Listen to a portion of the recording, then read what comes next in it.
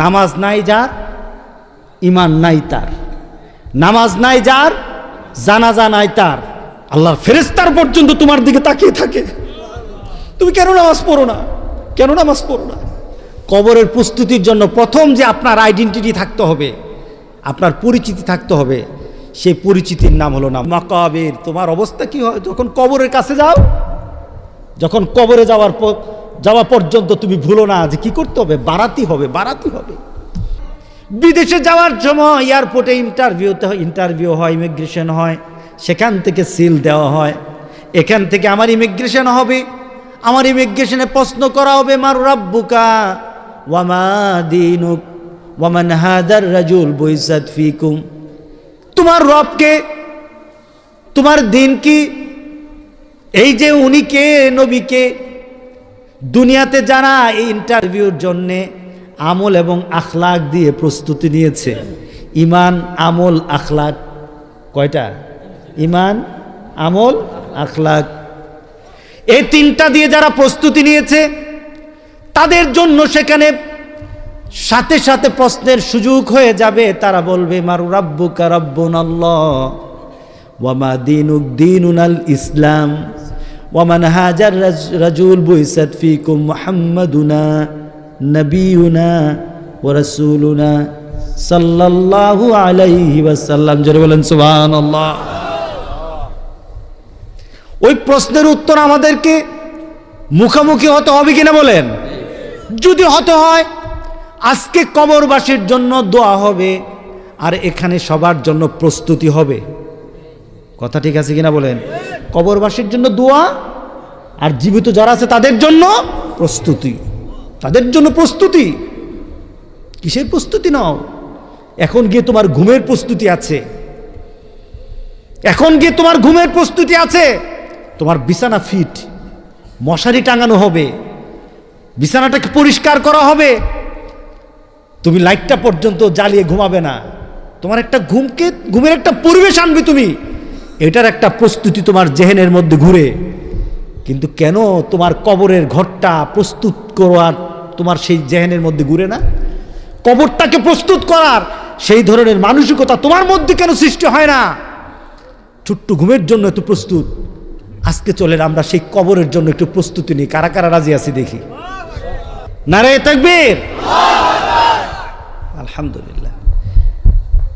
নারায়ে তাকবীর, এই আওয়াজটার মধ্যে, আল্লাহু আকবার আওয়াজটার মধ্যে ওয়ালা যিকরুল্লাহ আকবার, অর্থাৎ আল্লাহু আকবার যে ব্যক্তিটা মুখ দিয়ে বের হয় আল্লাহ তাকে বড় বানায় দেয়।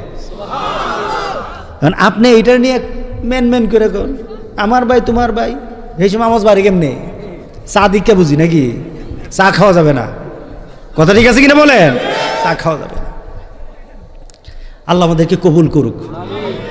কবরের প্রস্তুতির প্রথম পরিচয়, আগে পরিচয় থাকতে হবে, এরপর না কবরে। কবরের প্রস্তুতির জন্য প্রথম যে আপনার আইডেন্টিটি থাকতে হবে, আপনার পরিচিতি থাকতে হবে, সেই পরিচিতির নাম হলো নামাজ। বলেন কি? আবার জোরে বলেন। নামাজ পড়বেন না কে কে?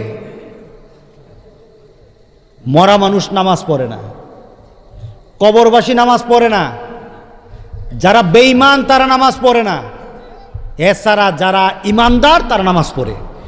কথা ঠিক আছে কিনা বলেন? এখন আপনাদের এখানে এই গ্রামে মরা যারা নামাজ পড়বে না তারা মনে করবেন মরা, কবরবাসী। এদের জন্য দোয়া করা দরকার। তাদের জন্য লিখে দিবেন যে বেনামাজি কবরবাসী, বেনামাজি মরার জন্য দোয়া হবে। এই মাহফিলে আমি আসবো ইনশাআল্লাহ। বেনামাজি মরা, বেনামাজি কি? মরা, এটি জীবিত না। গ্রামের সংখ্যা বেশি না কম?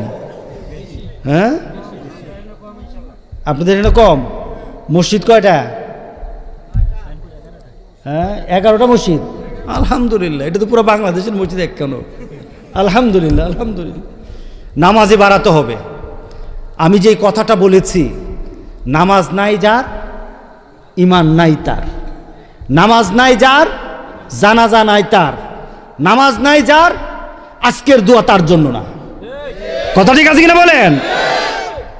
দোয়া করি। ও যুবকেরা, নামাজ পড়তে ভালো লাগে না? হ্যাঁ, জানো যুবক, এই বৃদ্ধ মানুষটা যখন সিজদা দিবে, তার সিজদা আল্লাহর আরশে যত ভালোবাসার, যুবক তোমার সিজদাটা তার থেকে লক্ষ গুণ ভালোবাসার, লক্ষ গুণ ভালোবাসার। তুমি যখন সিজদা দাও, আল্লাহর ফেরেশতার পর্যন্ত তোমার দিকে তাকিয়ে থাকে। তুমি কেন নামাজ পড়ো না?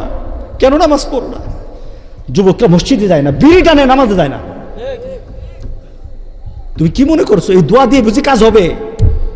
তুমি নামাজের মধ্যে গিয়ে তোমার অন্তরের আলো সৃষ্টি করো, আর হাত পেতে বলো রব্বির হামহুমা কামা রব্বায়ানি সগীরা। তুমি যখন কবরবাসীর জন্য হাতটা তুলে দোয়া করবে, তোমার আলোর নূর আল্লাহর আকাশ পর্যন্ত পৌঁছে যাবে, আকাশ পর্যন্ত পৌঁছে যাবে। আল্লাহ সবাইকে কবুল করুক। সবাইকে না একটু তোবা করতে, তোবা করবেন তো সবাই? সবাই বলেন আস্তাগফিরুল্লাহ, আস্তাগফিরুল্লাহ, আস্তাগফিরুল্লাহ হিল্লাযী লা ইলাহা ইল্লা হুয়াল হাইয়ুল কাইয়্যুম ওয়া আতুবু ইলাইহি। রব্বানা যালামনা আনফুসানা ওয়া ইল্লাম তাগফির লানা ওয়া তারহামনা লানা কুনান্না মিনাল খাসিরিন। আয় আল্লাহ, আমাদের জীবনের কবিরা গুনাহ, সাগীরা গুনাহ, জানা গুনাহ, অজানা গুনাহ, সকল গুনাহ হইতে তোমার কাছে ক্ষমা চাই। আয় আল্লাহ, মালাকাল মউত আসার আগ পর্যন্ত তোমার হুকুম মতো, তোমার হাবিবের নিয়ম মতো চলার ইমানি শক্তি, শারীরিক শক্তি দান করে দাও। আমিন, আমিন ইয়া রাব্বাল